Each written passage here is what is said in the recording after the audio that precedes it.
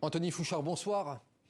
On vient de voir deux témoignages forts dans votre reportage, celui d'Alexander et de Tatiana. Anthony, est-ce qu'ils vous ont détaillé les conditions dans lesquelles les Russes avaient occupé leur village ?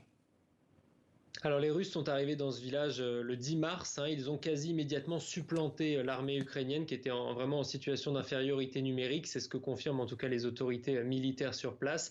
Et à partir de là, ils ont mis en place un schéma très classique, c'est-à-dire la mise en place de cette terreur psychologique qu'Alexander décrit, la convocation de tous les hommes, la volonté d'identifier en fait qui serait un collaborateur, qui serait un vrai civil et qui ne l'est pas.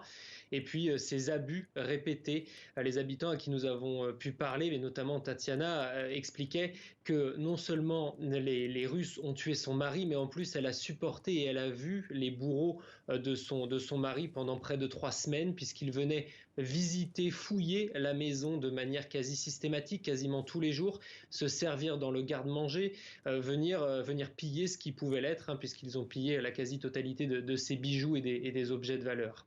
La maire du village nous a également confirmé, ou en tout cas fait part de plusieurs cas d'abus sexuels auxquels les soldats russes se seraient livrés. Les victimes ont été envoyées à Kiev pour des soins, donc nous n'avons pas pu les rencontrer. Et cette stratégie en fait de terreur systématique, c'est quelque chose que l'armée russe ou ses supplétifs ont l'habitude de mettre en place. On l'a vu avec les milices Wagner, notamment au Mali ou en Centrafrique. C'est pas simplement détruire une armée ennemie, mais aussi détruire ce qui fait le cœur d'un village ou d'une nation, en l'occurrence ici le village de Kourchebevka, c'est-à-dire les valeurs communes avec au-dessus de tout ça, une impunité la plus souvent totale.